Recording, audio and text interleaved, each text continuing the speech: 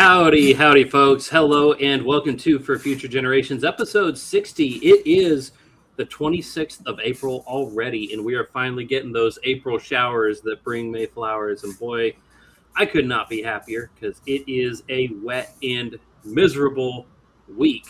But the sunshine is right around the corner. Everything is green. We had a very brown spring, and I'm loving it. I'm loving every bit of it. I am Jeffrey. I am alive and well. I'm joined, as always, by my wonderful friend Sean. Sean, how are you, man? I am not enjoying the weather as much because we had tennis ball sized hail, I think, was the biggest. Goodness gracious. I actually almost totally forgot that we were recording. I had me and friend of the show, Drew Davis, were up on my roof assessing. I don't have my microphone in front of me. Excuse me. We were assessing my roof damage, and it's probably enough to get a new roof. So good. That will be happening. Well, it's not great that I have to pay my deductible, though. So See, go ahead. Our van, which is new to us, got its windshield just demolished. So we have to replace that. So there's been some pretty. Actually, there was a tornado about less than an hour northwest of me. Killed one person. Whoa! So far. Yeah, it was some pretty wild weather. I wasn't even expecting it. I hadn't even heard of that. I guess I'll hear it on the news tomorrow. Flash flooding in my neighborhood, which is pretty common. If there's any amount of rain in that area northwest of us, we get some pretty wild water coming through our neighborhood. So it's been pretty crazy. I mean, other than hail damage, nothing really too bad, but be in prayer for those people. I know Springtown, and I forget the other name of the town that was hit pretty bad, but in that area of Springtown, Texas. Oof. Yeah. Man. Well, thoughts and prayers, and I do mean that legitimately, thoughts and prayers, but mostly prayers, because let your thoughts motivate your prayers. But definitely be keeping those people in mind. We in Texas, we seem to get all of our rain in the spring, and then it fills up our lakes, it fills up our stock tanks, and then we just have to ride it out for the rest of the year and hope that we don't die. And it really is just by the grace of God that anybody is able to live in this place that we call home. And I love every bit of it. I love it to death, but it is a challenge. It is a challenge, and we do rely on the rain more than a lot of people would like to admit. More than all those Californians moving to Texas seem to realize, we actually can't sustain you all, so please go home. But it's actually awful. Nobody should move here. It's the worst place in the entire world. It's the worst place ever. Don't come here.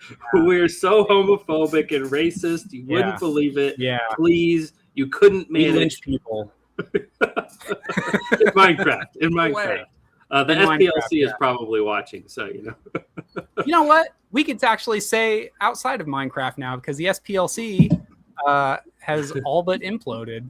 Just about, yeah. And we will talk about that later in the show. We have two topics in the show today.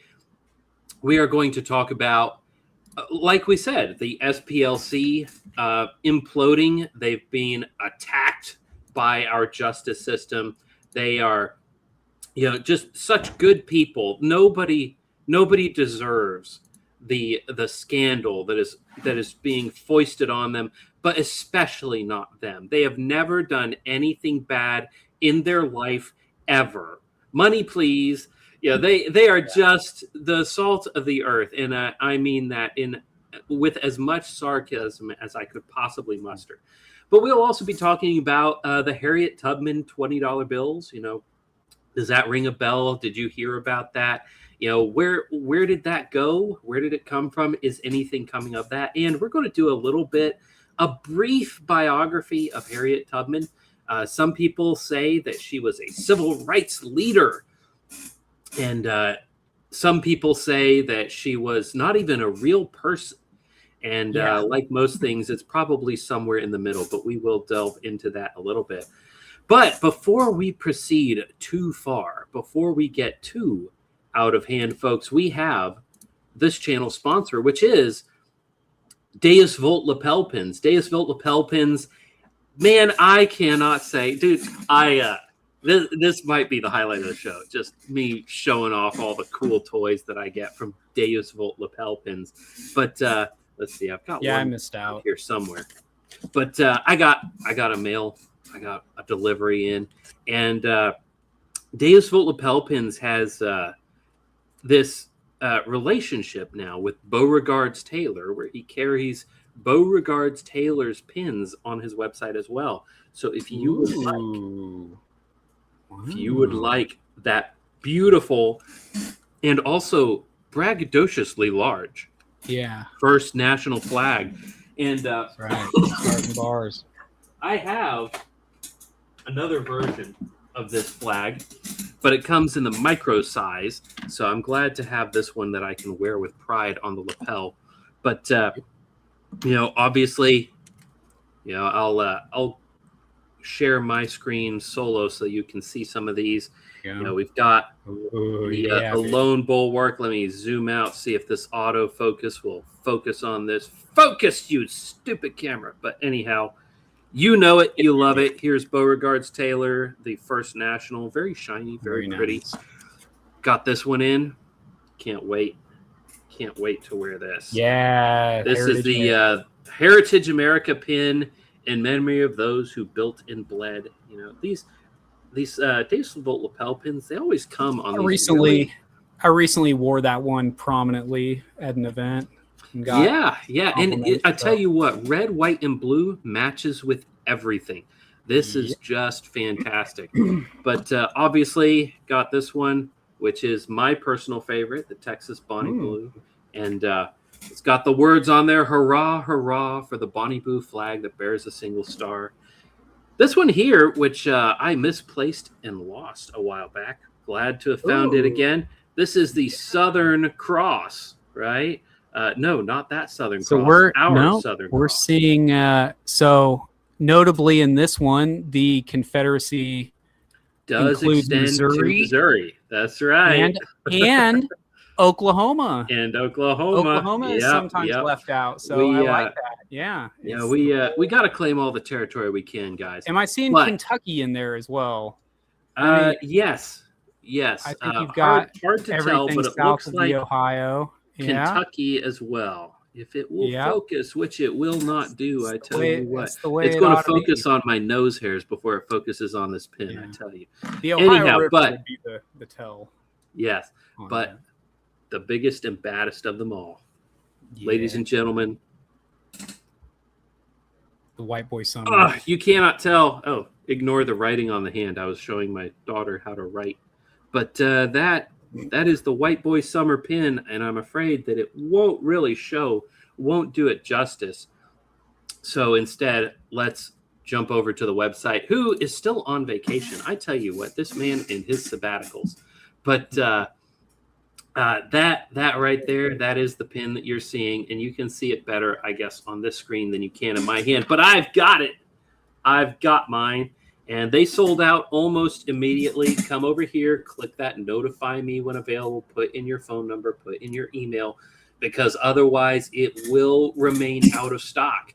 He needs at least, if you scroll down to the bottom of the page, gentlemen, he needs at least 50 plus on the notify me list. We will do another round. So guys, it's like the red button, blue button, enough people have to push the blue button. Enough people have to push the get me started, man. Button. Otherwise, we will not get another pin. So, folks, go to deusvoltlapelpins.com and use our code FFGDV26 at checkout for 10% off your order, or follow the link in the description, and that discount will be automatically applied to your cart. 10% off, guys. These lapel pins, $6 a piece. They're already cheap.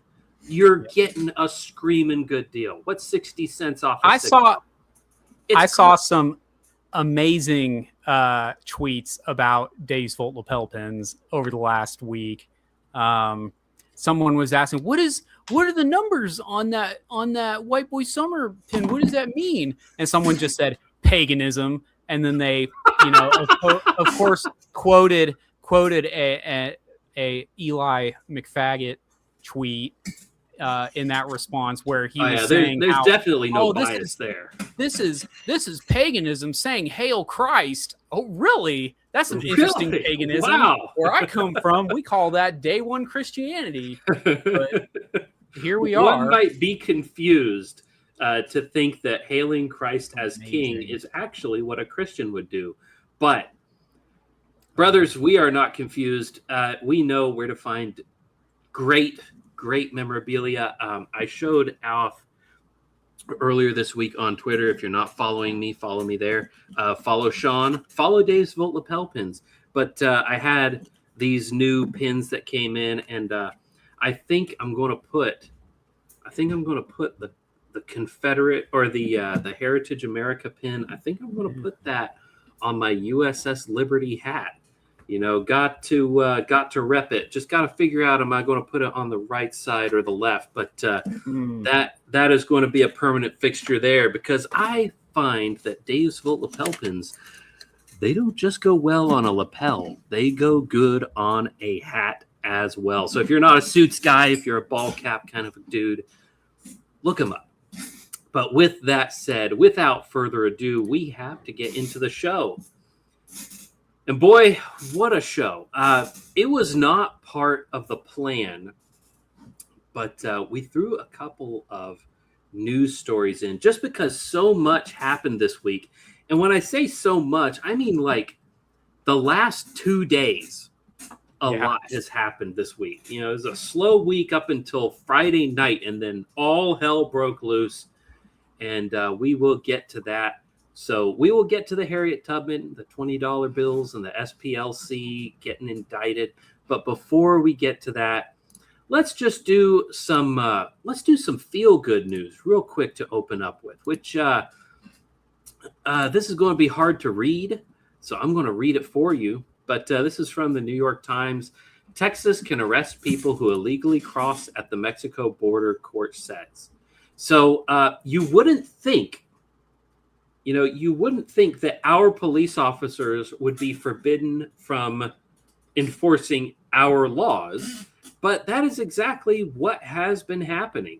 In 2023, the courts stepped in and said, no, sheriff's offices and city cops cannot arrest migrants for simply being illegals. Right? They need to actually have some other probable cause before they can arrest, and then they can hand them over to border officials. So you have to have something, some arrestable offense. It can't just be, hey, you look like a Mexican, show me your driver's license, and off you go to the pokey. But that was struck down now. Now we have the rules are, yes, you can arrest people simply for breaking the law, for doing something illegal. That's crazy. Yeah. No, if you don't want to get arrested, stop breaking the law, a-hole. All right, that one, that's a good enough one. That should be a sounder. But no, I mean we should get that one.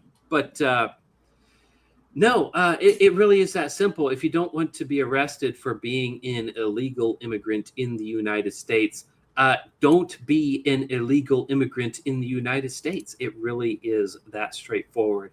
And in some more feel-good news out of the Middle East, we got breaking. Netanyahu confirmed he was diagnosed with prostate cancer. He claims it was treated. Let's pray for the cancer. And that's obviously let's pray for the bit tongue-in-cheek, This Adam A. Media One. This guy is not a fan of Netanyahu. He looks, if I'm going to use my ethno-guesser, he looks kind of Arabian, kind of high caste Arabian, maybe a little bit Turkish. That as well. But but got a picture of Netanyahu looking very uncomfortable. But you remember the show a few weeks back we did where we asked the question, is Netanyahu dead or just taking a sabbatical? And a lot of that had to do with reporting coming out of Israel that his house had been struck by a missile, that all of this was going on. And then you remember all the AI. And the AI was really not, I mean, it was provably fake videos, weird stuff going on. And lots of people were saying, oh, he must be dead because there's no other reason to do this. And I'll be honest, it crossed my mind.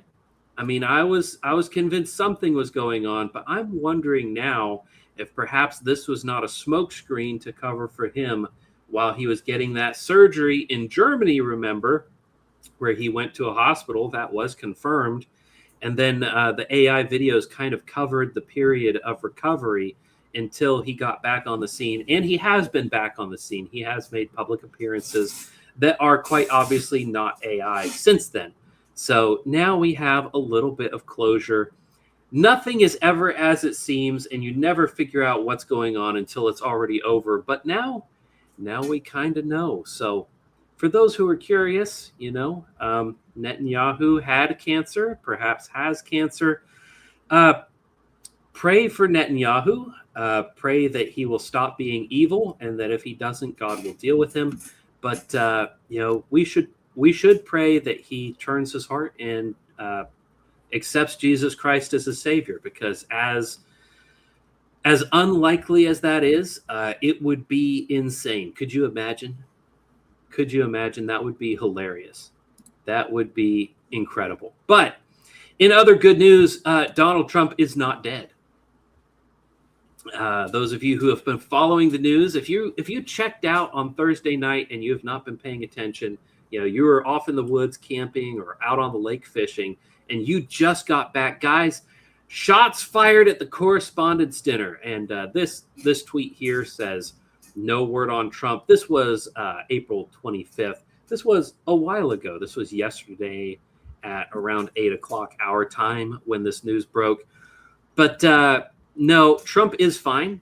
Vance is fine. Nobody got hurt that we know of. Some crazy gunman showed up, got into the Correspondents' Dinner, and started shooting stuff. Reports are that he snuck in, walked right past security with a weapon, got into a secluded room, and put the weapon together. So it sounds like a breakdown AR-15, although they're not confirming that. That he then put together, pulled it out of his backpack, whatever it is, then walked in and started shooting stuff. And but reports that we know, I mean, it sounds like nobody's been hit. If somebody had been shot, I think they would have told us, and we haven't heard that. So once again, leftists don't know how to shoot. So you missed again. Tell you what, can't stop winning. But funny stuff has happened also. This is right while this was still going on, Deborah Leah at the White House Correspondents' Dinner, this broad is posting selfies while the building is being evacuated. Shooter still at large. She says shooter is dead. As we'll see later, shooter was not dead, but actually he may have been apprehended at this point. But just I saw people commenting on this photo. One guy was talking about when he saw that found footage film in the 90s. Sean, help me out. What was that one called? Where found footage? Oh, the Blair Witch Project? Blair Witch Project. And he said, I remember watching that movie and thinking the most unrealistic part was the woman being able to film herself while being chased through the woods. Yeah. And this woman was not the only one posting stuff like this. It was constantly. It was like several. And that's probably just the one picture that she decided was the best one. She probably took many pictures. Like that. I mean, she's got to make sure her cleavage is in there. In the pouty lips. Something about that cut. Something about the way that's cut makes it look like her cleavage is like old lady sagging. I mean, like it is way south of where it ought to be. I mean, I don't know. That's a weird cut. I don't I get tell you what it looks like is it looks like she was wearing a dress and the shooter came in and there were two bullets that got real close to her and hit the dress but didn't touch her. That's what it looks like. And I tell you what, hose, man. Hose be wildin', bro. Hose be wild. I tell you what. But there were a couple of these female reporters that posted selfies while this was going on, and just insane. But here is Real Change. Don't know these people, but they posted Trump's Truth Social that he posted because he's not on Twitter still for some retarded reason. But he posted a picture of the shooter apprehended and face down on the carpet. Did he take this picture?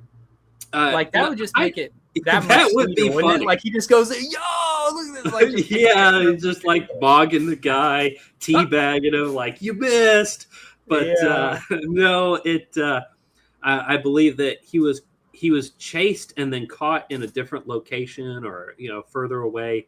And they've got this blanket on him. I guess they stripped him when they caught him, pulled all his clothes off, make sure he didn't have a bomb or whatever. And they put this Mylar fabric over him, I think, just to cover his nads and his buttocks for his own, for his own shame's sake. But it's still pretty shameful. I mean, I could have sworn they ventilated him. Like, there are reports that he was shot, but we don't really know. Said everyone was saying like shooter dead. So, up until right now, I thought that picture was him dead because that was the report was shooter's dead. So I don't know what to think, man.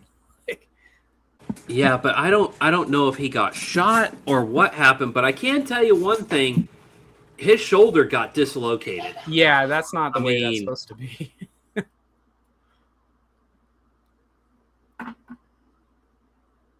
Do you need me to take over?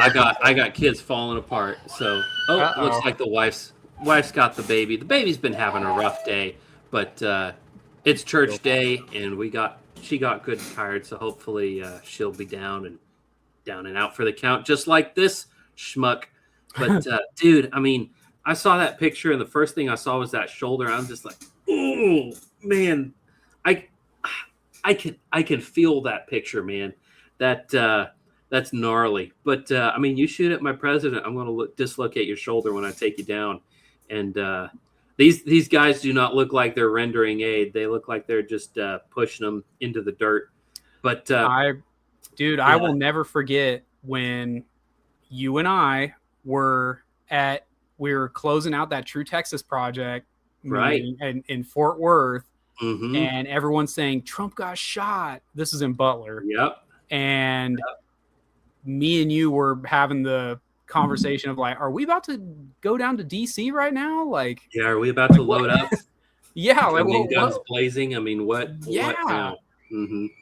And but, now we're on our third legitimate attempt. Yeah, third real attempt, and that's the thing. I mean, there were a couple of attempts on Obama, but none of them were really serious.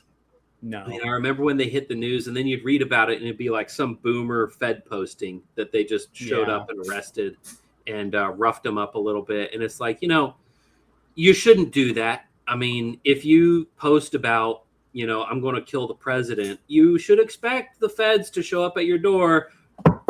Hey, we've got your gentlemen, we've got your greatest hits right here. Did you post this? You kind of comes with the territory, man. But this is real, actually, gun in the vicinity, shots fired, trying to take out Donald Trump. And dude, I don't think we've had this many real attempts on a president's life since this many in a row. I don't know. It's been a while. Has it been? I know FDR had a couple, and I know Reagan got shot. President for like 60 years once. Dude.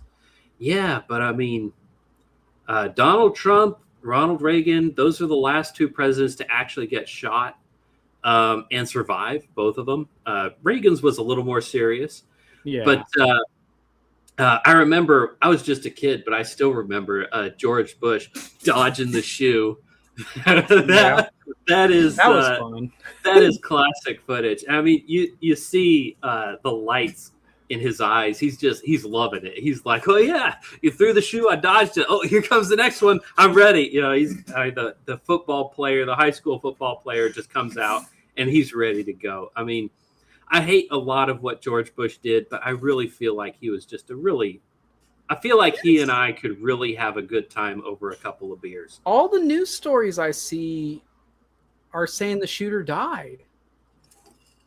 Maybe he did get ventilated. Maybe he is in proper shock here. Maybe that's why they've got the Mylar on him. But yeah, maybe he bled out on that beautiful chevroned carpet.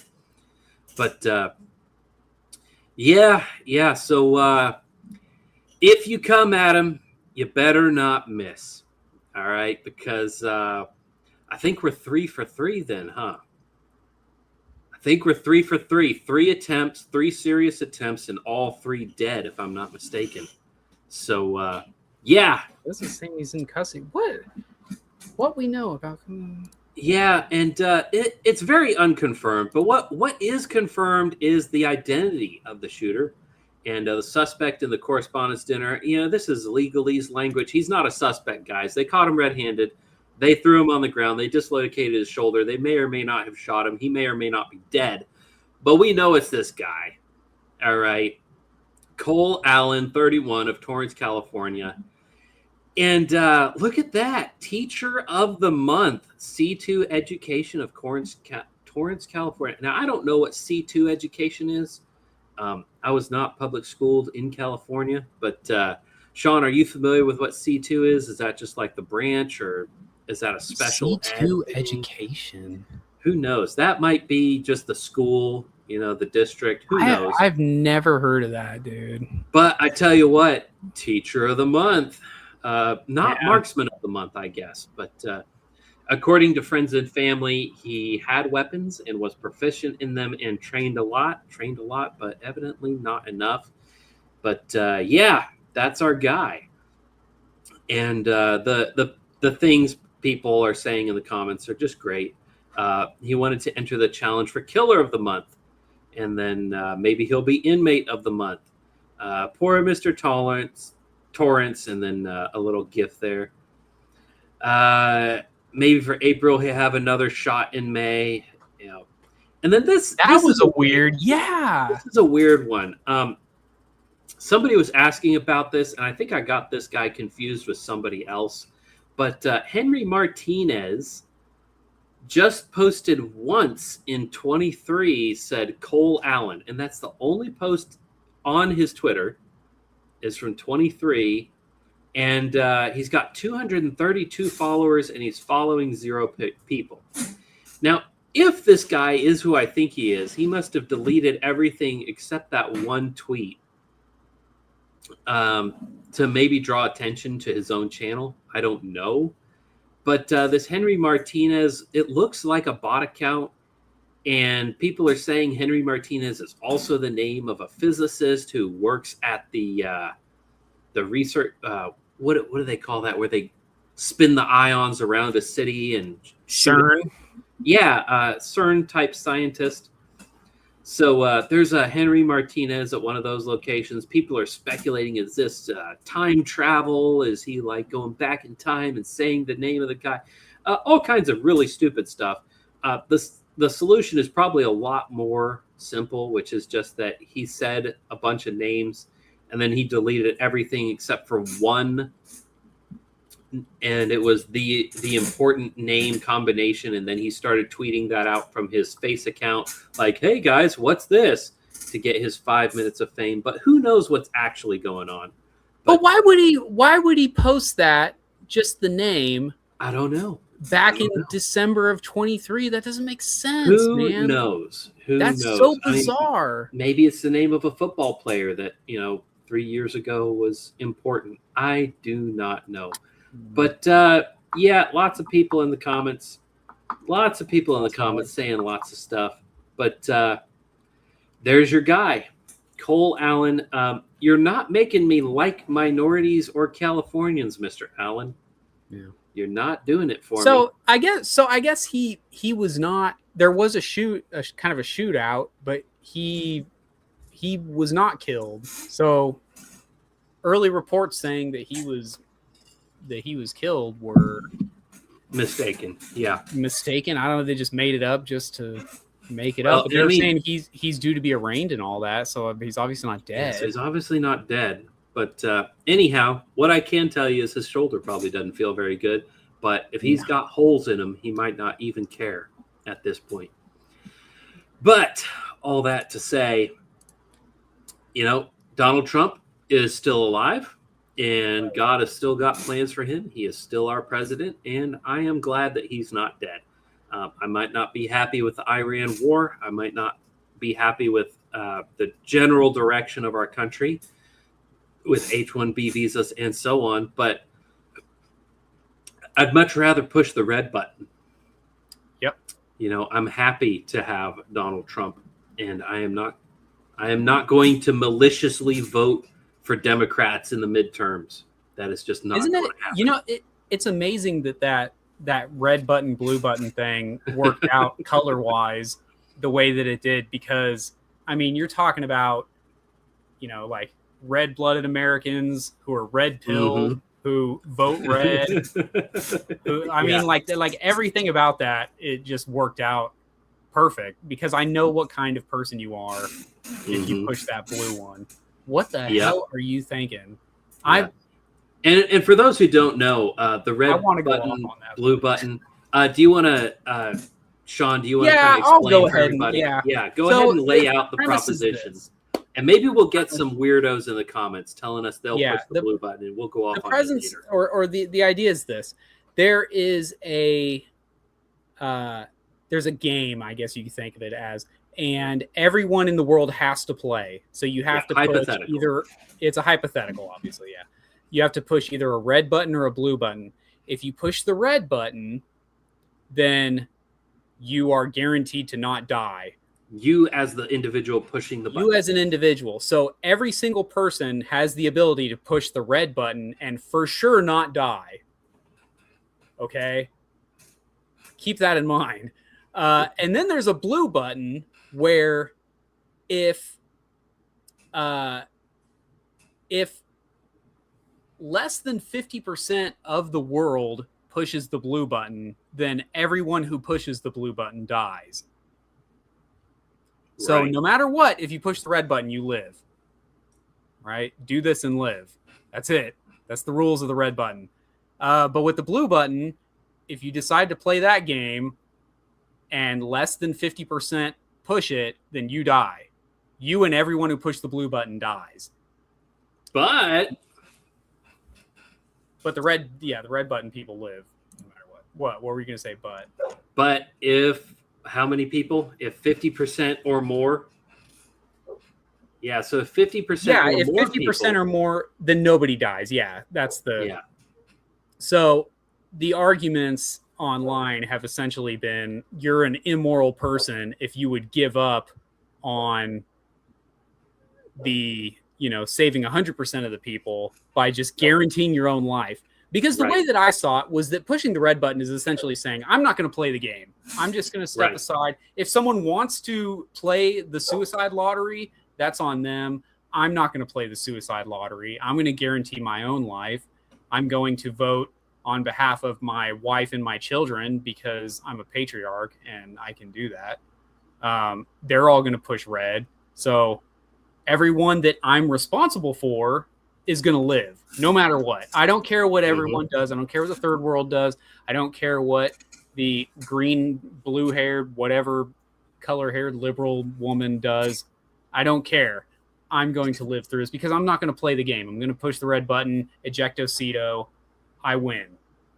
Right? Other people are saying, no, you have to push the blue button because some percentage of people are going to push the blue button. Yeah, there's going to be some people who push it. You have to save them. It's your job. You are Captain Save-A-Ho. Your job is to push the blue button. You must sacrifice yourself on the altar of self-destruction to save people who want to destroy themselves. And yeah. So put your thoughts in the comments. Let's hear from our audience, because I would just be apoplectic to learn that someone that I actually cared about voted blue. Yes, that's somebody I actually respect. Yeah, that would be shocking. So my wife, who is not on Twitter, she was not familiar with any of this. On the way to church this morning, I threw this question at her. I was like, okay, here's the hypothetical. All right. Red button, you live. Blue button, you die if less than 50%. But if 51% or more, then everybody lives. And she thought about it for half a second, and she was like, so is there any other benefit to the blue button? Like, do any bad things happen from the red button? I said, no, it's just that. And she said, who would ever push the blue button? And that's the question, is who would push the blue button? And the answer is dumb people and suicidal people, suicidal empaths, these kind of people would push the blue button. And it's not, you can't bank your own security on other people's suicidal tendencies. That is just not going to work. All right. So yeah, red button, everybody lives. Straightforward. Push the red button. Yeah. Everyone who pushes the red button lives. And that's all I care about. Yeah. And I've seen the craziest reasoning that people just giving these crazy. You don't care about other people if you push the best. That was the best thing I saw back and forth. They were saying like, you're mean. You hate people. Yeah. Just wild. When I was having that discussion with my wife, my daughter from the back seat, who is 9 years old, she piped in and she said, well, I would push the blue button. And I said, okay, give me your reasoning. And she said, well, I would tell everybody I know to push the blue button so that nothing bad would happen. I said, well, okay, let's assume that you have the power to persuade everybody you know and tell them which button to push. Why wouldn't you just tell them to push the red button? And she thought about that for a minute. She's like, oh, you're right. You know what? If everybody I know pushes the red button, if I'm able to convince them just to push the red one, then we avoid the problem entirely. So, yeah. And another point that people are what the problem comes down to, and that's the way I say it, is if you push the red button, you're saying, I'm not going to play this game. I'm not going to be a part of this. I will not be culpable for whatever it is that idiots do who want to risk their lives with the blue button. There's no risk with the red button. Just push the red button. Just tell everyone, public announcement, hey guys, we're all going to push the red button. Pushing the blue button is killing yourself. Don't do that. Just push the red button. And from there, it's really just culling the herd, man. At that point, what we're doing is we're taking all the warning labels off of everything and letting, Darwinian selection just kind of happen. And you know what? Maybe putting warning labels on everything was a bad idea. Maybe, God put that in play to kind of protect us from people who would destroy things. Yeah. But all right, before we get into the subjects for tonight's show, let's go ahead and hit the comments. We'll light these up, and I'm going to blow through a couple of these real fast. Sir Vilder says, Christ is risen. He is risen indeed. Hallelujah. He's risen indeed. Hallelujah. Yeah, and Danny Man, he says he is risen indeed. Danny Man says, may the Lord send his protection to you all, brothers. Thank you, Danny. Much appreciated. Yeah, we're needing it. And he also has this to say, not racist enough. I'm not Texas. Sure what he's referring to. We were talking about how Texas is racist and no one should move here. Yeah. I mean, I tell you what, sometimes. These flags are pretty popular out here, so I don't like those. Yeah, I mean, I wore this to church today, and I've done it multiple times, and I wear it in public. I have not gone that far. Actually, I will say this though. I had one of the elders at the church gave me an old beer can that had like a Confederate flag on that and stuff. He was like, "Hey, I know you're into this. Here's a cool collector thing." That's cool. Yeah, so What it's not was like it? I'm What hiding kind of it. beer was it? Do you know? Oh, I don't know, dude. It's away in my other bookshelf. Yeah, But some maybe some small town brewery, but yeah, yeah, it's pretty very cool. cool. Yeah. Very cool. Sir Vilder says it's really funny how people yell racist when nobody's being harmed. Sticks and stones break my bones. Words will never hurt me. And yeah, I mean, what's the deal with calling people racist? I mean, Yeah. at the end of the day, you're calling people names because they called you names. I mean, why don't we all just grow up? That white that's boy why it summer reminds me of the looks old. surfer dude-esque. No, That's the point. It's vaporwave is the It's 80s 80s. nostalgia. Yeah, it's 80s low bit computer. Mm-hmm. Mm-hmm. Retrofuturism is what it is. That's my favorite word for that kind of thing. I had a kind of a humorous conversation with my pastor about White Boy Summer when it first popped off a couple years ago. And he was like, so what is White Boy Summer? I said, well, it's kind of 80s nostalgia, but like nostalgic for what the world was like under Ronald Reagan, that kind of thing. And he said, I don't get it. I was alive for the 80s and it wasn't that great. And he's an older gentleman. And I said, after we had this conversation for a little while, he's like, actually, I kind of get it. Like my generation was nostalgic for the 50s, which was something we never saw. So for your generation to be nostalgic for the 80s, which is something that they never saw or were very, very young during that time, not impressioned by that at all. I mean, I was born in 94, right? I have no memory of the 80s, only what I see in movies. But yeah, it's kind of surfer dude. It's retro futurism. It's 80s nostalgia. It's didn't we used to be great? Let's bring that back. Yep. So yeah, all the things that made America great back then, we want to bring it back. And then Sir Vilder talking about the shooter got acute lead poisoning. We don't know that happened, but yeah. Yeah, I don't know that happened, man. Like reports are kind of. Yeah, and he says the video of him doesn't include a shirt. How did he sneak in without a shirt? Like I said, he got into a back room and then assembled, reportedly got into a room that was unobserved, assembled the weapon, and came out blazing. That may have involved taking his clothes off, or they may have done it after they put him on the ground, snip, snip, take it off, Yeah, I bet they ripped him apart. Oh, yeah, dude. They probably ripped that off. That shoulder does not look like they were being gentle. No. They probably didn't care at that point. I wouldn't have. Mm-hmm. Well, what are they going to say? I'm going to sue you for being mean to me after I tried to shoot the president. Come on, bro. Like, you're open. Don't put it past him, okay? Don't put it past him. Yeah, and then this hoflation is a serious problem. I don't know if that's why women take selfies of themselves, but it's an enigma. Get women off of social media, please. Yeah, I mean, that would be a solution. No more hoe selfies showing her cleavage after getting shot at or in a room that was shot at. Women will film themselves fleeing through the woods at their detriment, leaving behind footage of death or worse. Yeah, I mean, perhaps that was the most realistic part of the whole Blair Witch Project movie, was just that a woman's going to be recording herself the whole time. Yeah, the part that we thought was the least believable turned out to be the only realistic part of that entire show. Yeah, I think that's a dislocated shoulder. It looks bad. That shoulder is dislocated. Yeah, we heard you the first time.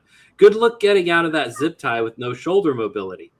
Good luck getting out of handcuffs just in general. All right, I own handcuffs and I do magic tricks and things that involve handcuffs sometimes. Nothing weird. Okay, not like that, guys. But they're just really cool mechanisms. But there are ways to trick them. There are ways to get out of them. But you really got to know what you're doing.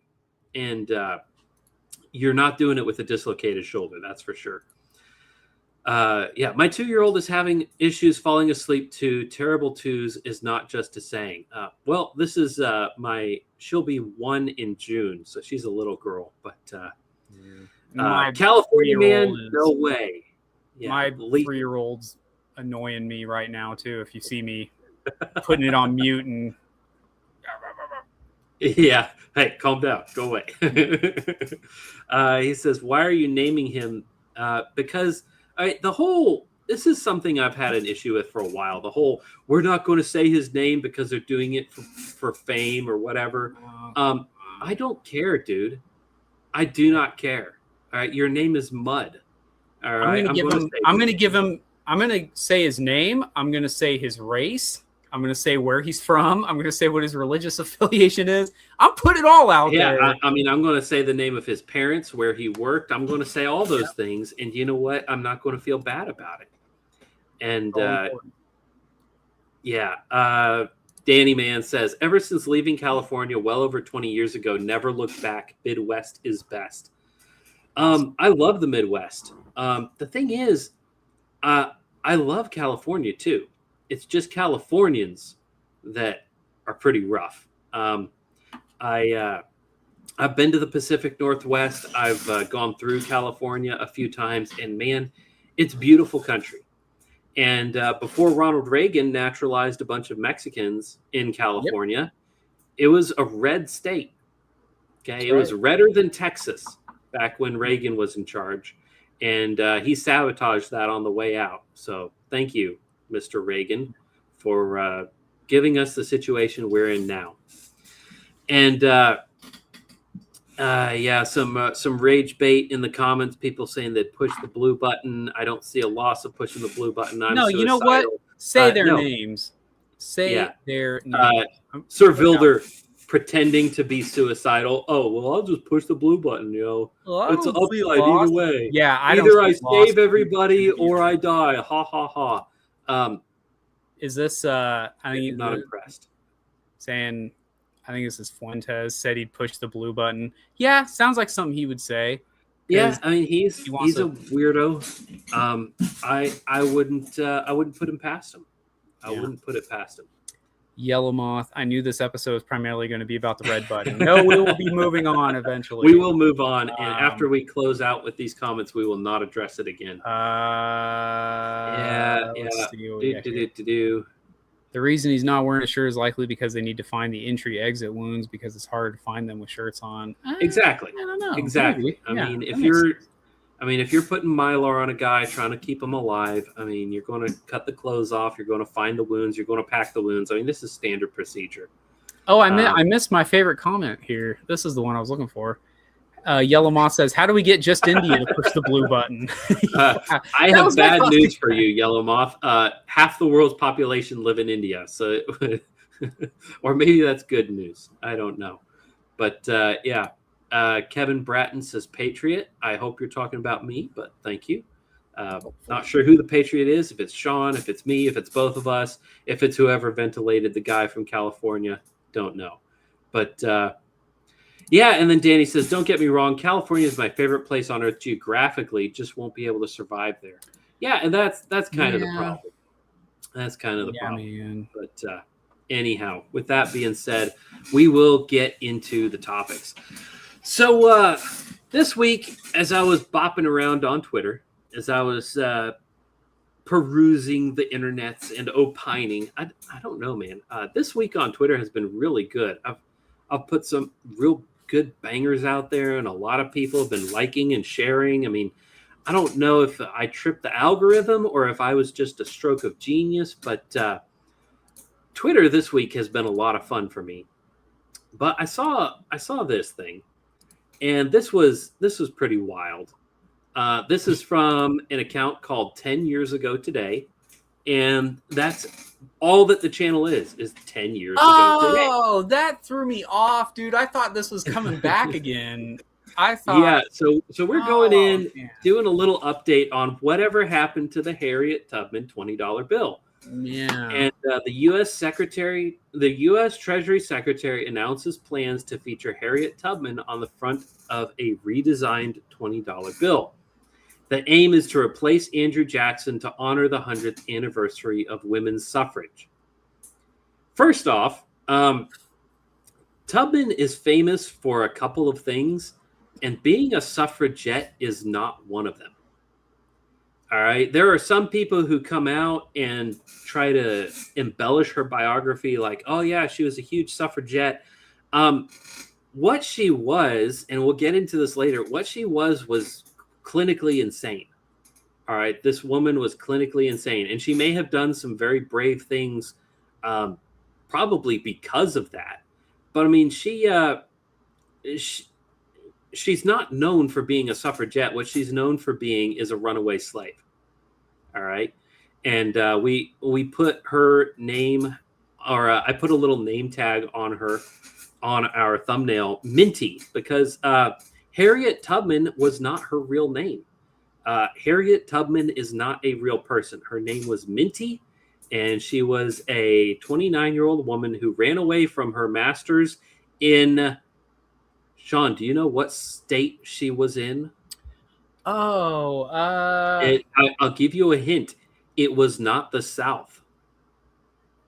Really?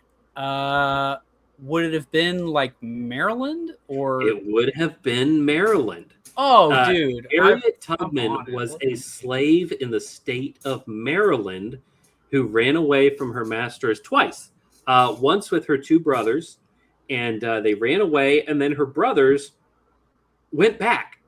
They tried it. They couldn't hack it, and they went back, and they brought her with them. And then the second time she went out on her own, and she didn't come back. But yeah, very, very bizarre that for women's suffrage, this is going to be their model. And if you just Google Harriet Tubman 20, you get this AI thing. It says, the Treasury Department is redesigning the $20 bill to feature Harriet Tubman on the front, replacing Andrew Jackson, with the new design expected to be unveiled by the end of 24. I don't know if y'all have been paying attention, folks, but it is not 2024 anymore. And the final printing expected around 2030. So at best, we're going to see this at 2030. Hopefully, nothing comes of this at all. The effort, originally initiated in 2016, was delayed by the Trump administration before being revived by the Biden administration. Citation here. Key aspects, and this is design and purpose. The design aims to feature the abolitionist and underground railroad conductor, which is just the funniest little title I have ever heard, on the front face of the note, honoring her role in U.S. history. So initially planned in 2020 to mark the 100th anniversary of the 19th Amendment, it was delayed. Current legislation pushing for a design by late 2024, which has not happened. Widespread circulation anticipated around 2030. Biden administration is committed to accelerating the process, though as of 2023, you can see these dated sources that it's pulling from here. Significance. This is hilarious. If completed, Tubman will be the first Black American and the first woman to be featured on a U.S. Federal Reserve note. So again, it is simply first Black woman of color, first Black woman, indigenous people of color in X position. Not you did something amazing, not you're an interesting person, not you're important to the history of our country, but simply, you're the first Black woman. You're the first non. You know what the irony? The irony of that, though, is that she would not be the first woman to be on U.S. currency. Correct. Because the actual first woman who's on U.S. currency was an actual suffragette. The first alleged woman. That's a rabbit hole that we won't get into. Really, Susan B. Anthony was considered some ambiguous. People. I mean, the internet is the internet, and it will internet. Anytime you get women that have any kind of masculine attributes, be they Susan B. Anthony, Michelle Obama, or Mrs. Macron, you're going to have people saying that's a dude. And I'm sorry, bro, but you know what? Listen, some of them are more legitimate than others. Michelle Obama has a Dorito back, dude. Like she's got like the meme. Is that what you're basing it off of? I'm hitting, people saying I'm I'm about to hit back day till I can get that Michelle Obama back. Like that's what people want. I mean, like she's got a straight up Dorito, like peak male form back, dude. And I mean, that's not what convinced me. Okay. Well, There's also videos of her dancing on the Ellen DeGeneres show. And I mean, wearing some tight clothes, and there's more there than should be there. But it's pretty wild. But when we talk about women on U.S. currency, also, my preferred women on U.S. currency is I don't know if the light's going to allow you to see it. We're kind of playing the same game again, but this is Sacagawea. Actual American hero. You know, somebody who participated in. Someone who was helpful. Yeah, somebody who is helpful in expanding the American empire. So, I mean, can I say on the Sacagawea thing? First of all, I had totally forgotten about the Sacagawea coins. Those were huge when I was collectible. When I was in like high school, like everyone loved those, dude. Machines used to take really those. Cool eagle on the back. Yeah, I mean, after that, you also had the presidents. You know, the president runs. I used to carry a couple of $1 coins. This is a remnant of that. When I was in high school, I worked at a horse ranch, and on the way home once a week, my younger brother and I would stop at a local Czech bakery, a Czech sausage house, and we would get lunch. And I would leave a tip in dollar coins just because I thought it was cool. Yeah, and eventually, the waitress, who was just the sweetest thing, she came up to me one day. She's like, "Could you not? Could you please not leave those coins? Because it's really annoying trying to spend them." So after that, I just left cash. But I will say this: when it comes to Native Americans, if you look at the history of U.S. coinage, we have a major history of putting Native Americans on coinage. There's a reason that we put Native Americans on like sports teams as mascots, because they're cool. Why cigar stores would have their Indians in the front. The TV used to, whenever a station would go out, because TV stations used to not be 24 hours a day. So when they would go off air, they would just be showing like an Indian head symbol. All that to say, like, America has historically looked at Native Americans as our mascots, as these are a unique people to the land that we live in and obviously conquered. And I think it's absolutely appropriate to have Native American imagery in mascot form. I mean, we had to recently get rid of the there you go. It was a nickel, Indian head nickel. They call them a buffalo nickel. Yeah, because you got the buffalo on one side, and then on the face there you've got and I don't know who this is, but this is a real person, a chieftain of some sort who was very highly regarded. Yeah, we have that history, and we love it. We actually appreciate those people. Because they were cool. Because they did stuff. Because they didn't have to invent fabrications about how they actually created the world, because they had a world that they did create, and it was brought to an end. But that's a good point. They were neat people. They at least don't lie about what they had. They take what they had and they say, well, they do kind of like a Ted Kaczynski thing, where they're like, yeah, we didn't have the steam engine or whatever, but we liked it that way. We purposely did it that way, which may or may not be true.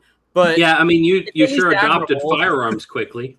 Yeah, it's at least admirable, right? Like the idea of just living on the land and yeah.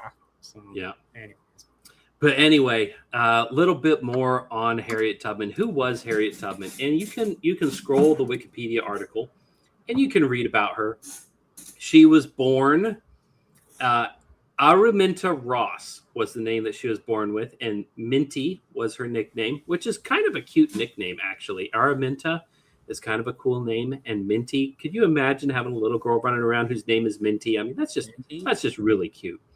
Yeah. But note, was an American abolitionist and social activist. All right, that is what she's known for, is being an abolitionist. Escaped slavery, made some 13 missions to rescue approximately 70 enslaved people. And that's according to herself. These 70 enslaved people, including family and friends, using the network of anti-slavery activists and safe houses known collectively as the Underground Railroad. And if you look at this map, which is very small on your screen, but I apologize, folks. If you look at this map, which I'm not going to go there, but you'll notice this Underground Railroad is almost exclusively in the north. All right, so it's not like these Underground Railroad people are going down into the South and rescuing slaves. All they're doing is providing a route to Canada.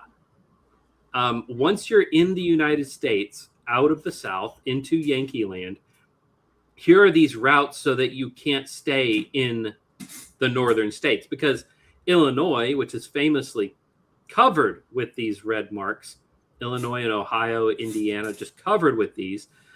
Illinois had laws against fugitive slaves being allowed to live in their state. And one of the senators from Illinois who signed that, or who helped establish that as a law, who voted for it, was Abraham Lincoln. He did not want black people living in Illinois. So it was illegal for fugitive slaves and free black people to live in the state of Illinois, which is why they were deporting them up to Canada. So as is often the case, nothing is as it seems. The Underground Railroad was much less about actually freeing slaves and much more about deporting black people because we don't want them here, which makes it seem much less admirable from a post-war consensus perspective. But so I have something to say on this. So, you're mentioning it in the North, right? So Abraham Lincoln, I'm trying to get my dates correct on this. I want to say, yeah, that's right. Okay. Abraham Lincoln signs the the Emancipation Proclamation. Dude, I'm losing my mind. He signs that. I want to say it goes into effect January 1st, 1863. He waits until the Battle of Antietam, which was the culmination of the Maryland campaign of 1862. So Lee goes into Maryland, which is why I'm going to address this in one of the comments we have. Lee goes into Maryland because Maryland was a southern state. It was south of the Mason-Dixon. But the Union forced them to stay. And so he was going into Maryland with the hopes of kind of gaining support for the Confederacy. So Lincoln was waiting until a good victory, which Antietam, yeah, maybe that was a Union victory. It was enough for him to say, now we kind of have momentum. Now I'm going to do this thing. And he didn't free any slaves in the North. So famously, that proclamation freed 0 slaves. Yeah. So it only makes sense for the Underground Railroad to exist in the North because there weren't any freed slaves in the North. They were on paper freed in the South, but it's just such a silly... The whole Underground Railroad thing is just absolutely silly, to the point where there are people today of a certain ethnicity who believe that there were trains that were running underground level. Come on, guys. Yeah, and I mean, it was... if you look at the life of Harriet Tubman, which can be covered a little bit in this article on Wikipedia, She lived in the North her entire life. Right? She did not go down into the South to free people. She went into Maryland to get people that she was related to. But, people called her Moses. The Fugitive Slave Act was passed. And so they started going up to Canada. And then this is an interesting bit. Tubman met John Brown in 1858 and helped him plan and recruit supporters for his 1859 raid on Harper's Ferry. Mm-hmm. Sean, who was the first person to get killed in the raid on Harper's Ferry?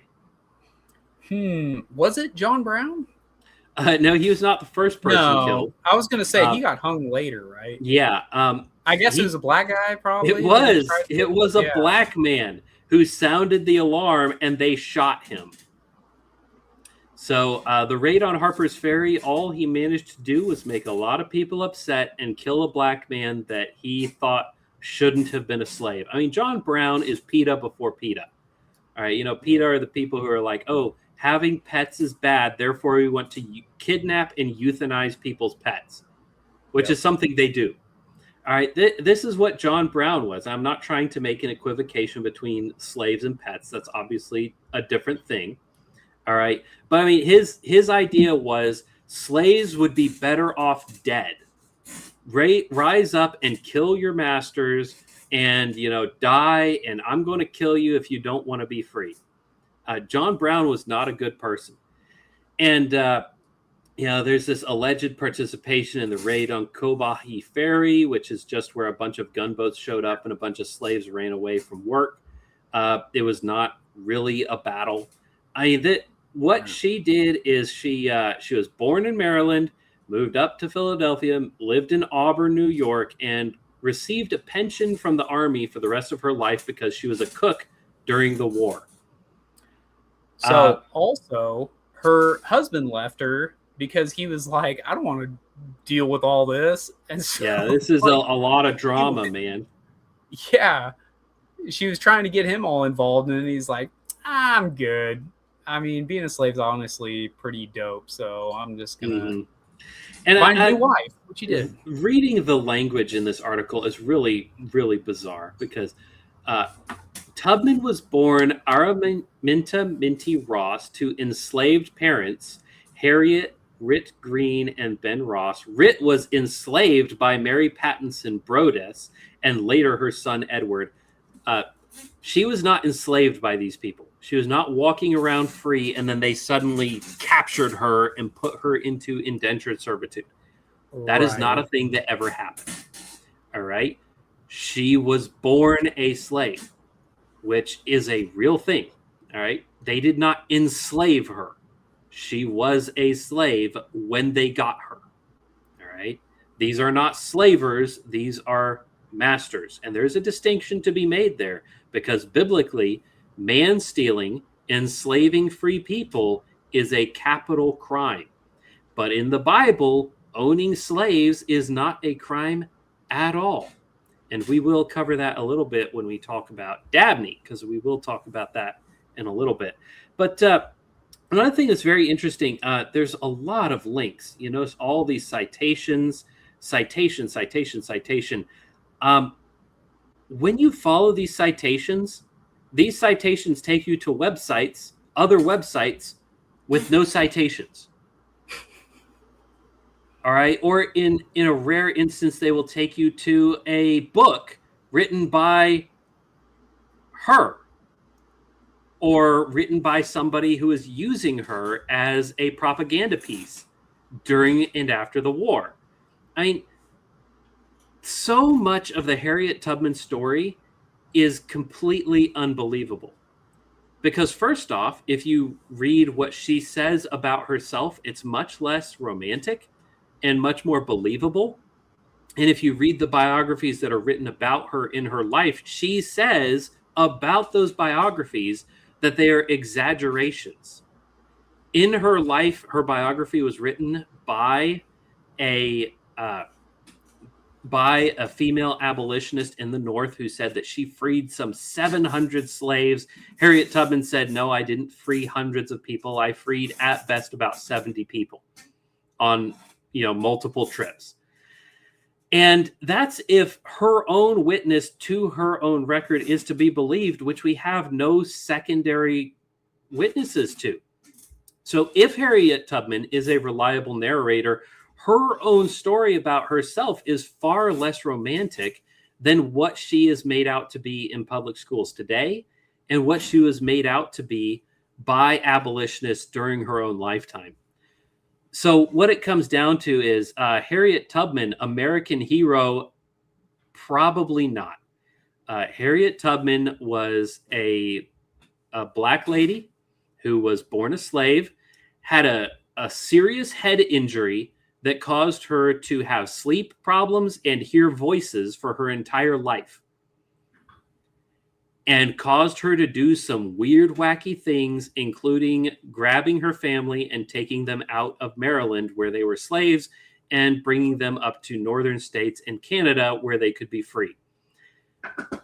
That is much less impressive than what we are made to believe about her going down into the southern states and, freeing hundreds of people, and really absolute unbelievable nonsense that just beggars belief. But is she such an impressive figure that she should replace Andrew Jackson on the $20 bill? I've always thought it was interesting that Andrew Jackson was on the $20 bill, because what is Andrew Jackson famous for? He's kind of famous for three things, right? Trail of Tears, which one was deserved. Okay. You fought a war and lost. We can send you wherever we want. Okay. Get over it. Two, the Supreme Court made an edict and he said, okay, you and what army? All right. The Supreme Court have made their decision. Now let them enforce it. But even that's the Trail of Tears. That's still the same thing. And then what is the third thing that he's known for? Ending the Second National Bank of America. I killed the bank. And that's right. Reportedly his last words were, I killed the bank. And he was evidently very proud of that. And how do we honor that memory? By putting him on the $20 bill. Now, he was on the $20 bill before our money became completely devoid of all real currency, when it was no longer backed by silver. He predated that decision. But, I always thought it was funny that here he is, the guy who opposed the national bank, and we honor that by putting him on the most common large bill that passes around. And then, they want to take another victory lap. And not only do we have his face on a bill that he would have hated, but now we're going to replace him with a black woman. And that's obviously what this is. So this is really interesting to me. Andrew Jackson was first put on the US 20 in 1928, replacing Grover Cleveland. Why? What was going on in 1928 that they were just like, let's go back to the 7th president of the United States, like very early on in the nation's history. Mm-hmm. And Grover Cleveland, very popular president. I just don't understand. In his life and afterwards, I mean, he had one issue that voters didn't like, which had to do with the Suez Canal, the Suez Crisis, one of many Suez crises. And he got voted out. That crisis was resolved, and he ran again and came back in. Very popular after he left office. So I don't really know what all of the politics around him getting replaced by Andrew Jackson was, but there you have it. But it's weird. I don't get it. But Andrew Jackson, I did have some things. First of all, I go back and forth on Andrew Jackson. I really do. Like, sometimes I'm like, yeah, Andrew Jackson. Like, there's a couple of really cool things about him. So if you read about him, you'll hear that he was born to immigrant parents, right? So he's the first president to be born to immigrants. Now, they were Scots-Irish. Yeah. Yeah. They were Scots What kind of Irish immigrants? who went to go live Right. in the South with all the other Scots Irish people who lived in the South. Right.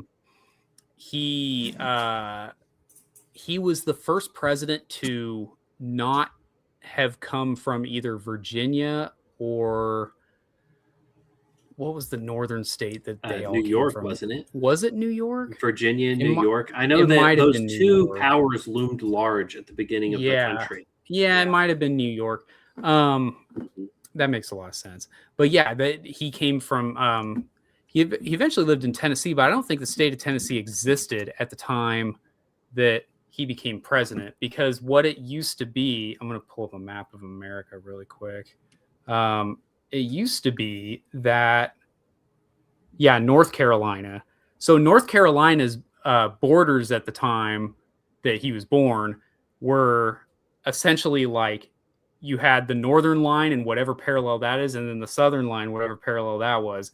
And then ostensibly the border just went to the Pacific Ocean. Like there was no western border part of it. And so during his lifetime, that's when Tennessee was cut off from North Carolina and became its own state. They finally gave a border. They finally said, okay, here's where North Carolina finally ends and becomes Tennessee.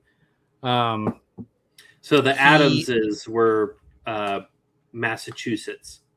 So that's the other one. That's right. Yeah. That's right. Virginia and Massachusetts were the two states where all of the first 6 presidents came from.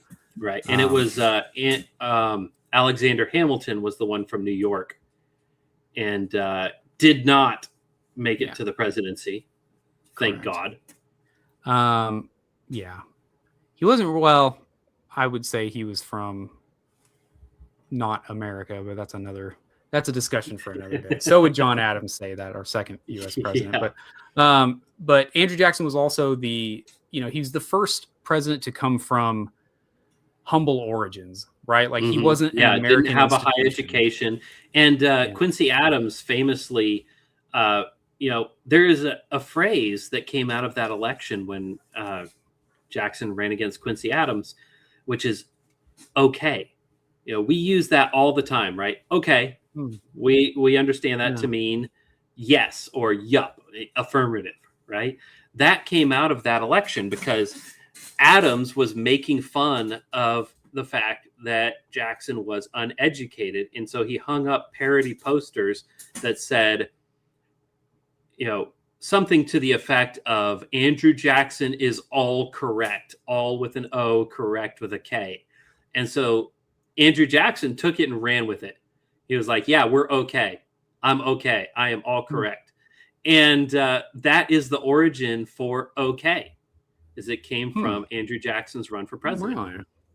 So, that lives on in American memory. So if you ever hear a British person say okay, stick it to them. That's our word. You're speaking American. We don't speak English. You speak American. Andrew Jackson was also a courier as a child for the Revolutionary War. He was a prisoner of war as a child in the Revolutionary War. And famously had a saber scar on his face. So he was commanded to polish the boots of a British officer, and he spat on the officer and got struck in the face with a saber. And one might suppose that may have been his motivation during the War of 1812 when he got his moniker Old Hickory, because he did not like the British. He was not fond of them. And boy, did he stick it to them. Yeah, the Battle of New Orleans was where he really became famous. He was a colonel at that battle, or was he general already at that point? He was a colonel. He was still a colonel. Okay. And the War of 1812 had actually, on paper, been ended between the United States and Great Britain. But in New Orleans, they hadn't heard that yet. And so they had a battle, and America just wiped them won. Clean. And lives on forever in the memorable song from Johnny Horton. In 1814, we took a little trip along Colonel Jackson down the mighty Mississippi. That's right. Yeah, and great old song. I grew up singing it. My kids sing it. And, of course, everyone's favorite line about the alligator.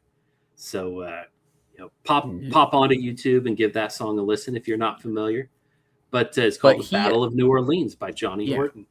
He is the founder of the Democratic Party. That's right. Before that, what you had was the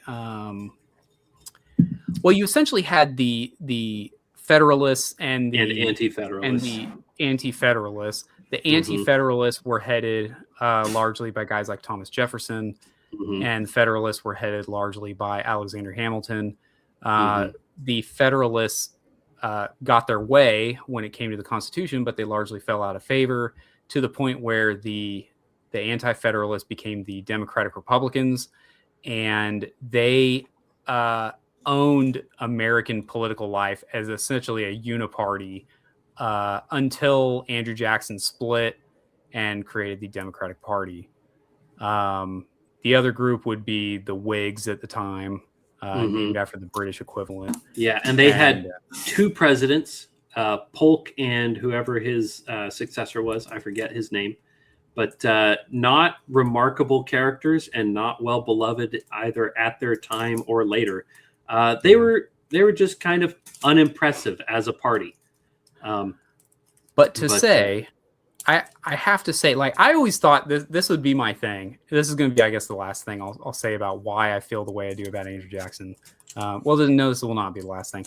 Anyways, I really liked John C. Calhoun was vice president under the previous president and then Andrew Jackson. Is that correct? Is that the order that it went? I believe that's right, because Andrew Jackson had a different vice president the second time. I believe that's right for his second term. You can look up the nullification crisis. I take John C. Calhoun's thing on that. Yeah. But again, that's the Jefferson versus Hamilton debate. And Andrew Jackson took Hamilton's side when it came to the nullification crisis. That's a whole other discussion. But I've always thought if I ever became president, so first of all, Donald Trump has a portrait of Andrew Jackson behind him in the Oval Office. There's a cool picture of him where he's just kind of on the phone and he's just kind of like smiling like this, whatever. And Andrew Jackson's just right there in the background. I always thought, like, if I became president, I would have a portrait made where it's like me and every president that was in the military. So you'd have like Teddy Roosevelt, George Washington, obviously. Yeah. Andrew Jackson, Andrew Jackson, Bush Sr. I mean, just all of the Eisenhower, like all of the presidents, and then me, because I would be a veteran president as well. That's what I always thought. That would be really cool, man. Or to just have that made like just with the guys that that were without me in it. Always like the idea of, in that portrait, it would be Teddy Roosevelt would be kind of like with his arm around Washington and doing like his kind of famous smile thing, but Washington's like very like stern and like, I don't like this kind of face. Anyways, Jackson, for that reason, I go back and forth, right? But Jackson is one of the great faces of America, regardless of how you feel about certain decisions he made and policies he took and whatever. He is essentially one of the few faces of America that you can look at and say, like, this was an American. So it would just be so inappropriate to take him off of the currency, even though he hated the national bank. It's so funny that he's on the 20, but he has to be there now because he defines who we were, who we continue to be, hopefully, for better, for worse. And so all that to say, he was a great man, disagreed with him on some things and liked him on others. Yeah. He, unlike his successors, was actually successful in preventing a secession crisis. Yes. There was the United States almost fell apart, and he was able to maintain it. Things that his successors were unsuccessful in doing, probably because Abraham Lincoln seems like he wanted a war, and Whereas Andrew Jackson, being a good person, did not want a war. Being a person who actually fought in war, he knew that it was not good, and he wanted to prevent a war on his own home soil. Whereas a guy who was a professional senator and railroad speculator and corrupt as the day is long, Honest Abe, who was anything but honest, and also never a soldier, never fought, he didn't care and seemingly wanted that strife, and he got what he wanted, and that's not a good thing. But I wanted to touch one more thing before we get into our second topic for tonight, which was Robert Louis Dabney. Robert Louis Dabney wrote a book called In Defense of Virginia. And, we talk about Dabney. We love Dabney. Presbyterian. He was a chaplain. He was a pastor. He was a missionary. He was an old school Presbyterian, a Calvinist. And he was OPC. We've talked about the Orthodox Presbyterian Church. And he was early in that institution, a very big character. But I want to cover this book that he wrote called In Defense of Virginia. And here's another great picture of him. Do you have the full title in front of you? A Defense of Virginia and Through Her of the South in Recent and Pending Contests Against the Sectional Party in 1867. And the descriptor for this book is An Apologia for Chattel Slavery. And I want you to ponder that just for a second. This is after the war is over. The South has been truly defeated. The slaves have been freed. And Dabney comes along and writes a book and says, hey, guys, religiously, as Christians, this was not a moral ill. This was not a bad thing that we did. And I want to just briefly lay out one of the points that he makes, which is when you look in the Old Testament, slavery is a given, and there are restrictions on what is allowed and what is disallowed with slavery. You are not allowed, as an Old Testament Israelite, you are not allowed to have permanent chattel slavery of your fellow Israelites. That is a racial, not a religious distinctive. Because remember, slaves are not allowed to worship false gods in Israel. You don't get to just buy a slave, from one of the countries around you, get an Egyptian slave, and he comes into your house. He's like, okay, your religion is cool and all, but I'm going to go set up an idol in my private quarters and I'm going to worship that thing. That was strictly forbidden. Death penalty offense. There were no non-Christian, non-proto-Christian slaves in Israel. Because if you were brought into that country, you worshiped their gods. And in the old world, this was understood. If you moved to a new place, your people became their people, their gods, your gods. And if you were a slave, you might not be their people.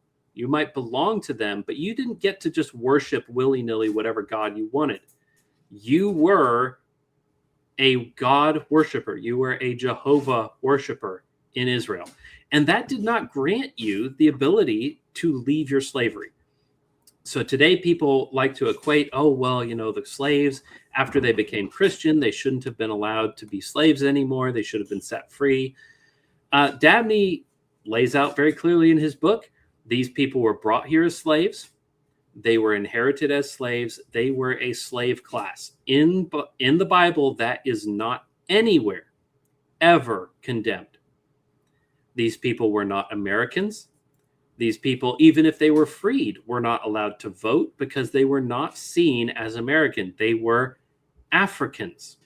And today we still make a distinction. We call them African American. They are a distinct ethnic group with distinct rights and privileges to this day in our nation. They're their own people. And in the Bible, there is nowhere where it says that owning a slave, that he suddenly becomes a Christian, you have to let him go.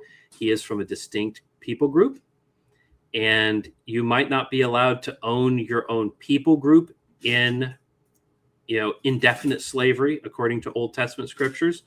But that is not something that you can just translate into modern verbiage and just change categories.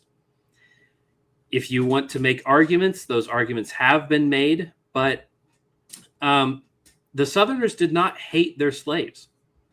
The atrocity propaganda that came out preceding and during and even after the Civil War was just that. It was atrocity propaganda. You have the very famous picture of the black slave with his back all torn up from being whipped.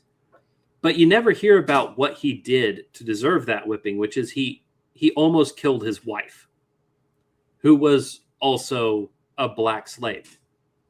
And that's why he got that awful whipping. All right.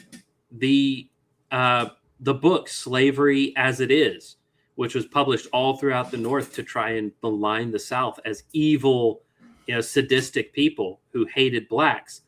What it was largely was newspaper clippings from Southern newspapers where they would talk about the crime reports. Just like today, if you have a paper, which most people don't anymore, there will be a section about the arrests, the crimes that have been committed, the people that have been booked in the jail, and what their charges are. And people were going to jail for abusing their slaves. And that made its way into Northern propaganda. But helpfully left out the fact that, oh, by the way, this was a crime that was punished by the law. Just saying, oh, yeah, no, this is slavery as it is. This is what happens to black people in the South, without pointing out that actually 99% of these cases that we're presenting to you as normal are in fact abnormal to the point of being criminal. Puts in a little perspective there, folks. So with that being said, read A Defense of Virginia by Robert Louis Dabney. It's a good book. Read some of his other books. I mean, he was a prolific writer. He came down to the University of Texas and lived there, lectured there after the war. So he is a Texan, I will say. He's a Virginian and a Texan, much like my ancestors. My ancestors came from Virginia and North Carolina and made their way to Texas. So a good man. Dude, no, I didn't know you had a North Carolina. That's my my fifth great grandfather was he was in the Revolutionary War in North Carolina. Then he moved and kind of settled the westernmost part of Virginia before moving west. But I didn't know that about you. Mm-hmm. We probably got some relations. We probably have some relations somewhere. I mean, my ancestry is spread out. The three states, the three original states that I can trace back to, actually four, because the ones in North Carolina, they landed in, I want to say Boston, and then immediately went down south to North Carolina. And so we've got Virginia, North Carolina, and then Georgia are the states. But the Georgians, I believe, came from Virginia first and then went down to Georgia, and then from Georgia headed west, ended up in Louisiana and Missouri, and then from there made their way into Texas as well. With little offshoots everywhere. I mean, I am a heritage American. My blood is in this soil, all over it. I'm going to say one thing on Dabney, specifically on A Defense of Virginia. I've read it. I know you've read it, right? Mm-hmm. Yeah. I listened to it. It's the same thing. Oh, yeah. And to my knowledge, nobody actually takes his arguments and goes against them. What people will do is just kind of write it off. Oh, that's racist. They do. Wow, he was such a racist. Yeah. What was the Zoomer, whatever his name is? That's like his username. Reform Zoomer. Reform Zoomer, is that what it is? The little twink. I don't know. Keep going. But anyways, he had posted a thing that we all just ripped into him about, because he had put on his story or something like, oh, he had like these four huge volumes of Dabney, probably everything Dabney wrote, right? Just a huge tome of these 4 tomes. And he's like, oh, I just went to the library, going to see what this Dabney's all about. And then in his story, like 1 hour later, was like, update, Dabney sucks. He was a racist, blah, blah. And I'm like, wow, you picked all that up in 1 hour. That's crazy. You literally went to the library just to take a picture of these books. And then I know you didn't read them. I know you went on Wikipedia. Strictly for the street cred. Yeah. Like, come on, dude. So anyways, that's what people do with Dabney. I remember when I first read Defense of Virginia, I was like, guys, I don't think you have an argument against this. If you are indeed a Christian, you don't have an argument against what Dabney's saying. And people would just, well, give me a summary of what you read it and you do the work of it, because I mean, I just gave you a summary and it was extremely brief. I mean, the gets book into is the weeds, dude. Yeah. And it's very well written. It's very thorough and it's very good. I would disagree that it's a tome. I got a copy right here, and it is. Well, it was a long listen for me. Most of my books I listen to at like 1.5 or 2. Here's what it looks like, right? Tiny, right? Well, this is kind of fine print. Yeah. Yeah, it's kind of small print. But I mean, I could not listen to this at double speed because it was very thought provoking, and I probably need to listen to it again. It's been maybe about 1.5 years, maybe 2 years since I read it. And I still think about it. It's one of those books that it leaves you with something to chew on. I, like many Southerners, was raised with the idea of, this self-loathing. Like, the South, we were good people, but we did that one bad thing and therefore God punished us. And Dabney lays out very eloquently, very thoroughly, and very honestly that no, we in fact did not do anything wrong. We were following the scriptures. We were good to our slaves. We were not abusing them. And we were not breaking any of God's moral laws by maintaining this institution that God endorsed. There's so many. I'm just looking at things that I highlighted, and I'm just like, man, dude, this. Like, there's some bangers in this. Oh, man. Yeah. Yeah. But all that to say, Harriet Tubman should not be on the $20 bill. Yes. She is not necessarily somebody to be despised. I am not a Harriet Tubman hater. But she's not necessarily somebody to be honored either. She was a person who lived a life and did some things. And that is not impressive, all right? If the president of the United States, Donald Trump, called me tomorrow and said, Jeffrey, we are going to put you on the $20 bill to replace Andrew Jackson, I would throw a fit because I am not Andrew Jackson. I am not worthy to take his place on that $20 bill. That is not because I hate myself. That is not because I think I'm a bad person. Morally, I think I'm probably a better person than he was. Okay? But that does not make me a greater or more important person than he was. Andrew Jackson was an important person in our history. He was the 7th president of our country. He was a great man of history who did amazing things, huge feats, and those should be honored and remembered every time you go to Whataburger to buy a bacon cheeseburger. Because that's like what it costs now. Yeah, it's like that's about what it costs these days. It's $20. Talk to your local congressman. It should not cost that much. This is highway robbery, but it's not Whataburger's fault that inflation is making us all poorer. One day we will do a whole episode on this because it's so good. I'm just reading little bits of it right now, and we have to do a whole dedicated episode because of comments like what I see right here, where I need to. Do you want to go to comments? Are we ready? Yeah, let's hit comments, and then we'll go into our next topic. Let's see. California is my favorite. We already did that one. We'll proceed on down. Sir Vilder says Maryland's below the Mason-Dixon line. Yes, that is correct. But during the war, it was not in the South proper.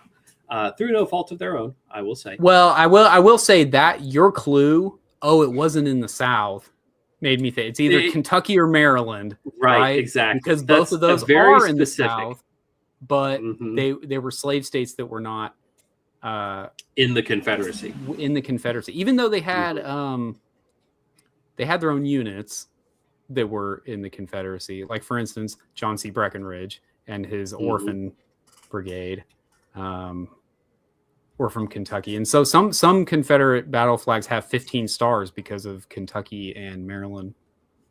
You didn't know that? Mm-hmm. Mm-hmm. Yeah. Danny Man says, because we need more black women in authority to look up to. That's right. You can never have enough, my guy. Yeah. And then he says, it's a crying shame they changed the Cleveland Indians to Guardians. Yes. That's super gay. Yeah, I mean, when we named them the Indians, it wasn't because we hate Indians. It was because Indians are cool. Yeah. And feathered, not dot, okay? Yeah. They were warlike. They were vicious. They were powerful. They were strong, and they were proud. And they had every right to be. The worst part about that name change was that before they were the Cleveland Indians, back when they had like Cy Young, right? The guy who the pitching award is named after. Back when Cleveland had Cy Young, they were called the Cleveland Spiders. And then they were changed to the Cleveland Indians. They should have just went back to Cleveland Spiders, dude. I mean, I know it's not the greatest. Indians are better. But Guardians, that's so... Nah, it's so vague. It just doesn't mean anything. Like, I know what it means now. Like, it's referring to some pretty cool statue type things that they have in Cleveland, but it's just not... Anyway. I mean, you could have gone with a little bit of alliteration. You know, it could have been the Cleveland Crusaders or the Cleveland Conquerors. You know, that would be... Conquerors sounds so much better than Guardians. I'm partial to the Cleveland Steamers. I think that would have been a good... Yeah, some history there. Yeah. And steam engines are cool. If you know what a Cleveland steamer is, say something in the comments. Let's see, Yellow Moth. The Emancipation Proclamation. I'm sorry I don't listen to hip hop. Of course, a South Park reference there. Yeah. Underground tunnels in New York. Underground Railroad going right through New York. And he says Harriet Tubman just tweeted about pushing the blue button. Yeah, I bet she would. Yeah, that sounds about right. Reasonable Thinker says Reasonable Thinker says wave that flag, wave it wide and high. Summertime done, come and gone. My oh my, and that is a song. I know that because he posted the little music. I'm notes, not familiar with the song. It is not. It is not coming to me, man. So he says, "Hey, watch that white supremacy jester." Not sure who we're talking about there, but we are going to get into the SPLC indictment stuff. So if you're talking about that, we will get there. And then, and he says, "Oh, I guess okay is disputed." My history book when I was in middle school, not only did it tell me that was the origin of okay, but they had pictures of the posters that John Adams hung. Uh-huh. So I don't know how you could dispute that. That seems pretty airtight to me. And then, I'm going to very quick address these Servilder ones. Let me go ahead. Have this. Servilder says there are many differences between biblical slavery and the U.S. system of slavery. One difference which you have overlooked is Jubilee. Dabney gets into this. That's why I'm telling you guys, you have to read this. If you're going to be one of those people, you have to read what he says about it because he absolutely dismantles that. First of all, the year of Jubilee was for your fellow Israelites who it did not apply to the foreign slaves that were living among you. The purpose of it was not because slavery, qua slavery, was bad. The purpose of it was that the end goal of the Israeli land ownership and all that was that you would receive that land back. There wasn't supposed to be this like monopoly thing where the best Jew wins all the land or something like that. Yeah, like you were supposed to be giving those things back after a time. Your fellow Israelite to be a hereditary inheritance, so that it doesn't all end up in one guy's pocket, which is what we have today. I mean, you've got BlackRock and things like that, in the United States that take advantage of our inheritance laws, where you are forced to sell family land to split the inheritance among children. And so you end up with what, a couple $100 cash in your pocket that disappears. You know, that family farm that was in your family for generations, it's gone now. It's been turned into low wage housing by these multinational conglomerations that buy it up when you are forced to break up the property because of our inheritance laws and tax laws. Yeah. The Israelite system was designed to thwart that, to prevent that land from all ending up in one guy's, control. Yeah. Let's answer this one. There's no method of systemic slavery that is acceptable in OT scriptures. The other people groups which were conquered by the Hebrews were either assimilated or destroyed. That is not true. There are specific Mosaic laws that a slave is owned by your descendants in perpetuity. Mm-hmm. Your slave and your slave's descendants are owned by you and your descendants in perpetuity. And a slave born in your household is still a slave. He doesn't. Yes. There's no magic dirt here that makes him an American just because he was born in your house. Right. So there are Mosaic laws that are 100% against this. And then he says the Greeks were the ones that had a slave class. Oh, they're the only ones in history. Wow, that's amazing. That's pretty incredible. The Greeks were the only ones that had a slave class. Yeah. No wonder the New Testament was written in Greek, because these guys are so based. You have that right now. All right. Yeah. If you go to a job site right now and you look at houses being built, who's building the houses? Mexicans. Mm-hmm. All right. Call that what you will, but that is a slave class. We made slavery illegal. And then what happened? Big business imported a slave class because they needed a slave class. Yep. Don't shoot the messenger. Hate the game, not the player. All right. But you have a slave class, whether you like it or not.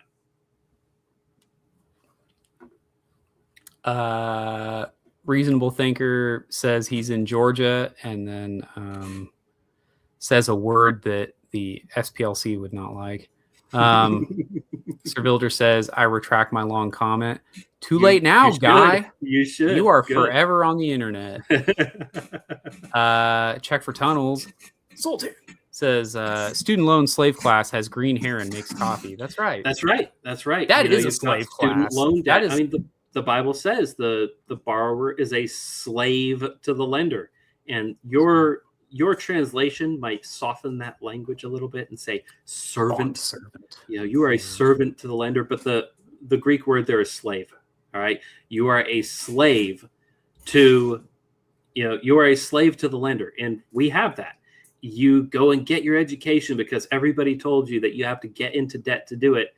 And what you could do in the 50s, where you could pay off your student loan debt with a summer job, and the next year you could get a real job and buy a house, that world is gone. And right now, if you have that student debt that you cannot get out of, even through bankruptcy, you're a slave.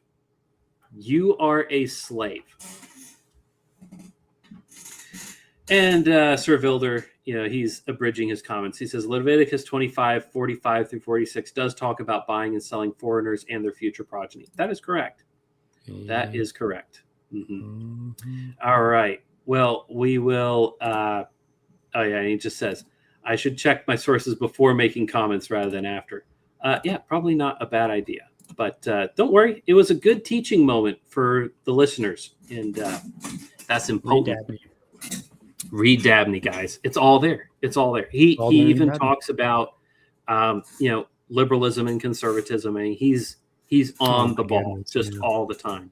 So, all right. Let's get into the SPLC. Breaking. We've got the slop siren. Breaking. DOJ charges the Southern Poverty Law Center with fraud, wire fraud, false statements, and conspiracy to commit money laundering. The SPLC secretly funneled $300 million plus in donor funds to violent, racist, extremist groups. And he lists them here: Ku Klux Klan, American Nazi Party, Aryan Nation, United Clans of America, Unite the Right, Charlottesville, National Alliance, National Socialist Movement, Sadistic Souls Motorcycle Club. Okay. American Front. Not Patriot Front, guys. American Front. Two different groups. But to hide the payments, SPLC allegedly opened bank accounts under fictitious entities to conceal the source and control of donor funds. That's a federal crime. Per the indictment, an SPLC field source was a member of the online leadership chat group that planned the 2017 Unite the Right rally in Charlottesville, made racist postings under SPLC supervision, and helped coordinate transportation to the event. So people have pointed out after the fact that Charlottesville was a trap. Charlottesville started out as Unite the Right was just going to be a big tent movement for everybody, normies, right wing, alt-right, and the intention was just to unite the right. And somebody got their hooks into it and turned it into a big far right rally, by which they mean Southerner. And, then they got Antifa to come and counter-protest. The feds were involved, quite clearly, local law enforcement intentionally. I mean, there's just no way it could have been an accident. Intentionally structured the thing so that the two groups, Antifa and the Unite the Right rally, would end up walking head on into each other. That kind of thing doesn't happen by accident. The riot police stood back and allowed the conflict to happen. And it was quite obviously orchestrated. The SPLC are not the only people who had their hands in this. I mean, the feds, the local law enforcement, this was a planned op. And it worked. It worked quite well. People got hurt. Some people died. A person died. People were threatened with rifles. Fat woman had a heart attack. James Field, the reason that he ran over the fat lady who, he ran her over and she died from getting run over. Now, if she were not fat, maybe she would have lived. But, it's not her fault that she got run over. Well, it kind of is her fault because she was participating in a violent riot. James Field was threatened with baseball bats and an assault rifle. Okay, that is why he fled the scene in his car and ended up running over a woman in his flight. And I don't know, but if you ask me, I'd have done the same thing. If you come up to my car and point a gun in my face and you hit my car with baseball bats and shatter windows with baseball bats, I'm punching it. I'm going to punch the pedal and I'm going to get out of there because I'm not waiting around to make sure I don't run over any of these people surrounding my car. That is inappropriate. That is self-defense. That is not even self-defense. That's self-preservation. He was not intending to run somebody over. He was trying to remove himself from the situation. And his trial was a railroad. He was put on trial for being a racist. Read the transcripts. He was condemned for being a racist and sentenced to multiple life sentences and hundreds of years in prison because he was fleeing people who were threatening to kill him with weapons. Anyhow, we have Kash Patel, who is making this announcement. I am not going to play the video, but essentially he says these things that we just said here. And I will boogie on over to this next slide. Let's see. People have been talking about the SPLC. Why did the SPLC fund these things? Why are they now being indicted on these things? What's the plan here? What's the 4D underwater upside down chess move that's going on? Harrison H. Smith, give him a follow on Twitter if you haven't. He says, don't learn the wrong lesson about the SPLC. They don't create racism. The SPLC infiltrates white groups because white people uniting politically and advocating for themselves is a giant threat to them. They are an anti-white hate group engaged in covert genocide against us. And Daniel Concannon, who you should also follow, he retweets this. He says, read it again, print it out, season it, eat it for dinner. You digest it and absorb it. Okay, after it's in your bloodstream, if you still don't understand the simple, concise, correct take on the SPLC, stop tweeting about anything ever. Yeah, the SPLC, I mean, the reason they were funding these things is because they needed insiders in these organizations to commit crimes so that they could tar and feather the entire organization. And the feds have been doing this since Jimmy Carter. And this has been standard operating procedure forever. Ruby Ridge, quite famously, that's what the feds were doing. They got him on a technicality. Haha, you cut off too many inches of this shotgun barrel. That's a federal crime. So now you're going to inform on this group that you're in, the Aryan Nation in Idaho. And when he said no, they said, okay. And then they killed his wife and his child and his dog. But I care less about the dog. They showed up to his house and murdered his family because he would not turn informant on the group that he was in. Okay. That was what they were trying to do. This is actually what the SPLC was doing. We can share this from Gab. This is Graying Error, says, the funny part so many ignore is all that money went to 8 informants. I'll scroll down to the graphic that is provided. Paid $1 million to National Alliance affiliate. So one guy in the National Alliance got $1 million. $300,000 to one guy in the Aryan Nations. A Unite the Right member got $270,000. A former National Alliance chairman got $140,000. A former KKK or multiple former KKK members got $73,000.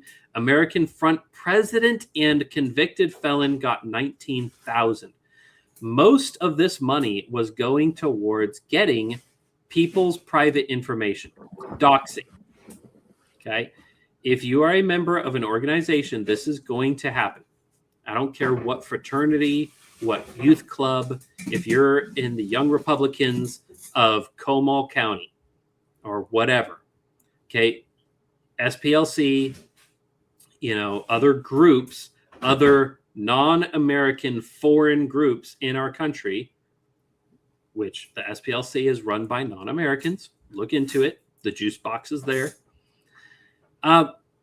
They want the member rosters. That's what they're paying for. These people are buying the member rosters so that they have people's names and addresses. And that is actually a crime.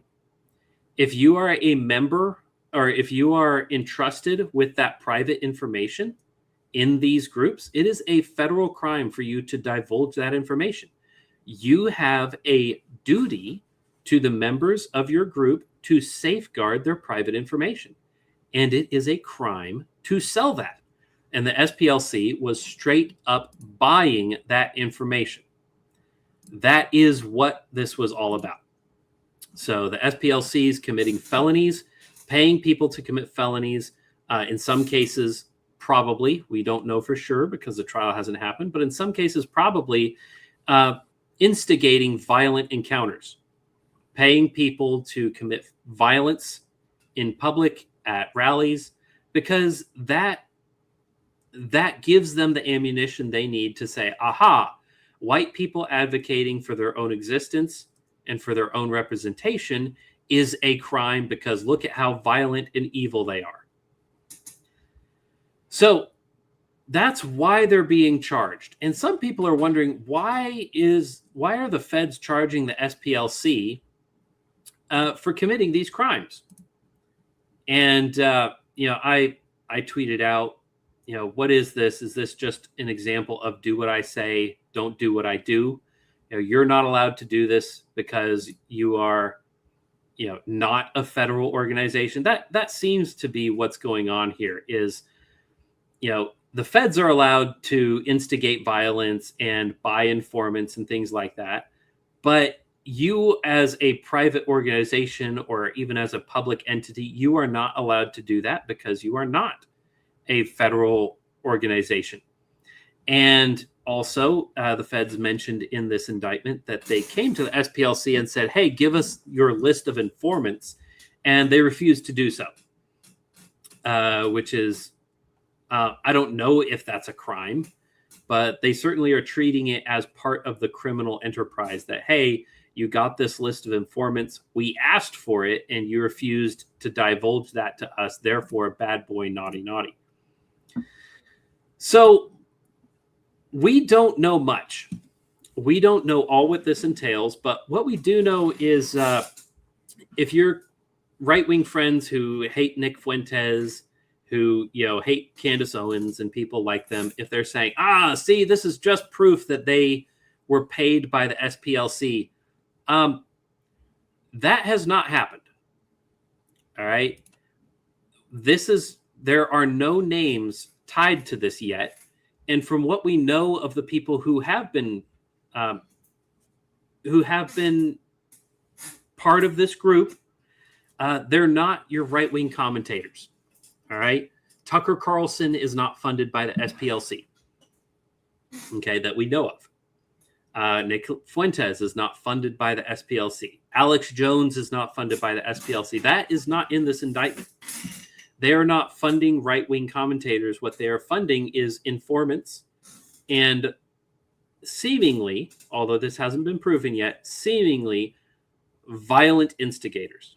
I mean, we remember January 6th, people going in there and starting fights, encouraging people to commit crimes, and people coming around and saying, what are you, a Fed? Fed, right? Why are you doing this? Why are you trying to make this into something it's not?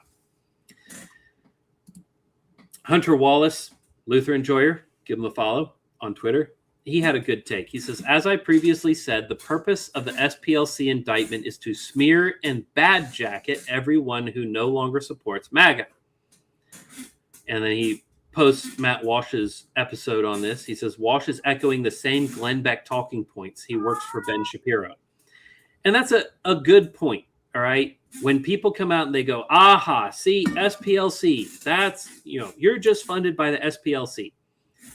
The purpose of this indictment, maybe not the primary purpose, but at least one of the tertiary purposes, is to bad jacket any people who are supporting white advocacy.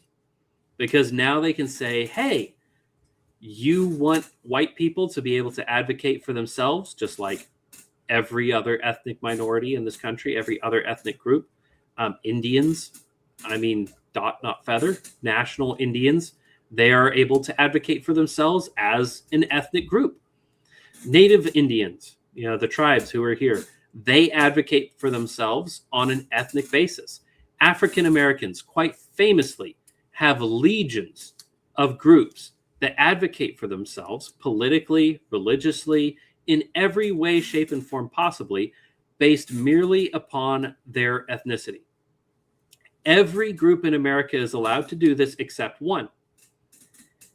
And if you advocate for white people being allowed to treat themselves as a homogenous group with a distinct purpose, a distinct heritage, and a distinct political goal, you are now going to be bad jacketed.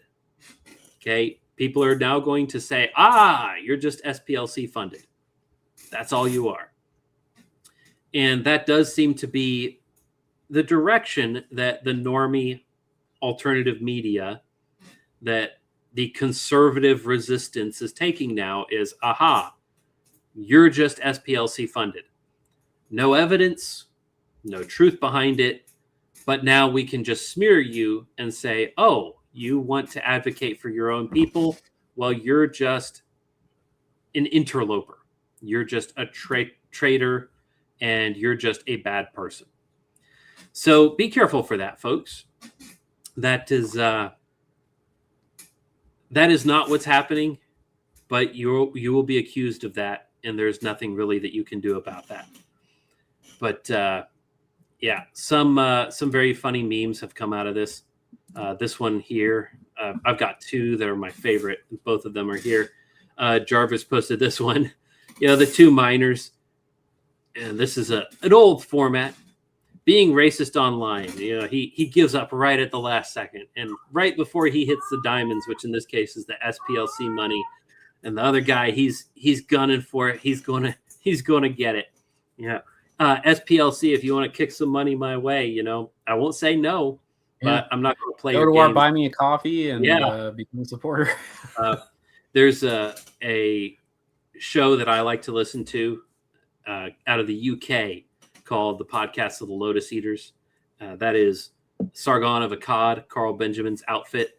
And they were talking about, hey, SPLC, why don't you send us some money? You know, you're handing this out. And one of the presenters says, actually, we know that they support this program because they posted commentary on some of our subscriber-only content. So, in fact, the SPLC do support their show because at least somebody at the SPLC is subscribed to their members-only content. So that was kind of funny. But this one here, this was pretty funny too.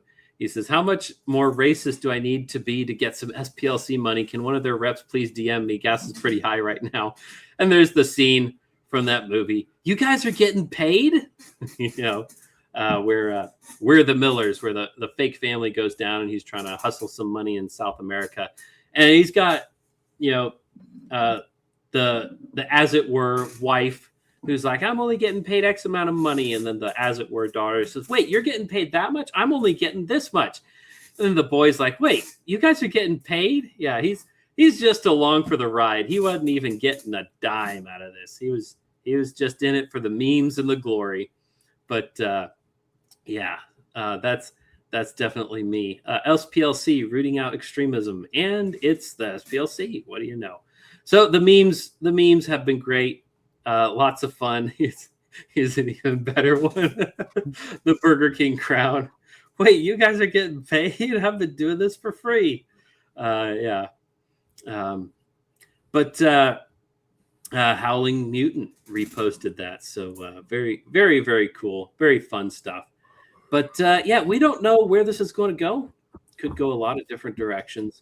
But the SPLC, they're not the only guys doing this either. Okay, the Southern Poverty Law Center, which is not Southern, and they're not focused on poverty or laws. They quite openly talk about the fact that they want to destroy the South. You know, that lone bulwark. Okay, that thing that this pin represents. That, you know, we in the South as Christians, the white Southern man, is the lone bulwark against moral insanity in America. They have explicitly said in multiple interviews, we want to turn the South blue. We want to destroy the South because if we get the South, we get the rest of the country. We're holding this thing up. You know, you may have killed us, you may have conquered us, but we're the ones holding your country together. And we in the South are still the ones holding this country together. And I know my Midwest bros, they're going to get a little upset about that and say, look, we're conservative too. A lot of you are. Kansas is great. You know, Iowa's pretty good. North and South Dakota, they hold on. Nebraska's not great. Nebraska's Midwest, and it's pretty blue. All right. Iowa sometimes goes blue. The South is the bastion of conservative Christian values in the United States of America, and the Southern Poverty Law Center, they want to destroy that. And you remember that interview with the head of the SPLC, where he's just talking to the camera, and over his shoulder you see Post-it notes on his monitor where he's tracking the white population of America going down like a scoreboard. He's keeping track of his wins. His goal is the ethnic washing of America, because he understands in a way that conservatives, Republicans don't understand. He understands that if he can turn America into the third world, that he can conquer it. That if you get rid of the WASPs, the white Anglo-Saxon Protestants, if you get rid of that ethnic foundation to America, it will cease to be America. And they love to destroy that. And it is not bad for you as a white Anglo-Saxon Protestant to be opposed to them. All right? Like that James Taylor interview where he says, you want to destroy what my ancestors have built. You came here. Jared Taylor. James Taylor is... my bad. James Taylor is Great singer, but he is not Yeah. nearly as baked as James Taylor. Is that I've seen fire and I've seen and Come Monday, I've seen fire, I've seen rain. Just one of my favorites, actually. But Jared Taylor, he says, you came here to a country your ancestors could not have built, to a country my ancestors built, and you want to destroy everything they built. And it is natural and good for me to be opposed to that. Listen to me, Heritage American. Do not be ashamed of your ancestors. Do not be ashamed of the good things that your ancestors gave to you. Remember, to us and our posterity. Okay, you are that posterity. You are that person that the founding fathers gave this country to. Not H-1Bs, not people who just got off the boat yesterday and are just as American as anybody else. You, my brother, you are the one who is inheriting this country, and you should fight for it. Do not give up. Never surrender. Never say die.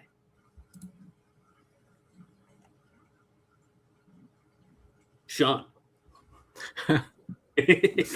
I'm sorry. I'm just in my head. All I've got is in my mind. I'm going to Carolina. Yeah. Sorry, Jared Taylor, but they're both great.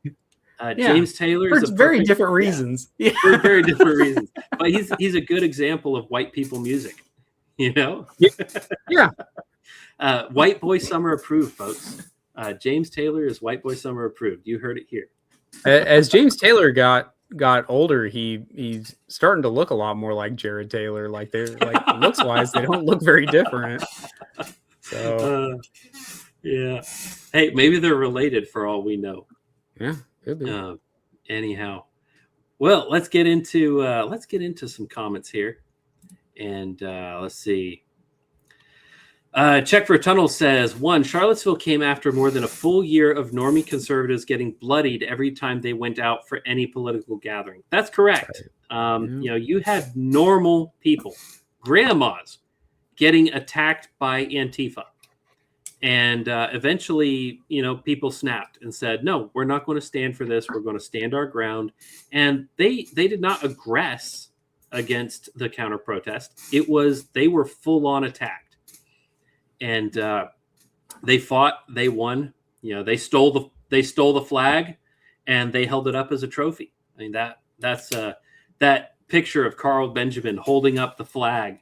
That's a great moment in American history where Antifa attacked him and his guys, and they went after the flag.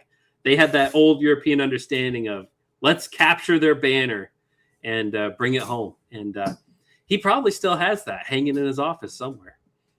But Check for Tunnel says, speaking of feather Indians advocating for their interests, the American Indian movement was neutralized in the 70s by the FBI bad-jacketing their leadership. This is not the first time they've done this kind of thing. All right. We are not the first people group to be maliciously attacked in this manner. And we have history to show us what happens. And he says, if I recall correctly, go ahead. Oh, the American Indian movement in the 70s got kind of weird for a little bit. I remember the movies that were coming out at the time, kind of odd too. If you ever go do a tour of Alcatraz in San Francisco Bay, one of the things they'll point out is graffiti from some amount of time in the 70s where Native Americans took over the island, and it became like their spot that they were like, we're taking it back and all that kind of crazy stuff. And so there's water towers. There's old water towers from 100 years ago that were spray painted 50 years ago. And it says stuff like get off our island or whatever. So there were some weird incidences like that started popping up in the 70s. So that makes sense that it would line up with that. That also seems to be the period of time where every Southern mom suddenly discovered that actually we have Native American heritage, and so therefore we're Indians. Crazy. Just kind of funny how that seems to have proliferated around that time. I have some Native American heritage because my fourth great grandfather married a woman who is allegedly, was it Cherokee? Seems like everybody was Cherokee. You never end up with somebody boring. None of the Plains tribes that got supplanted.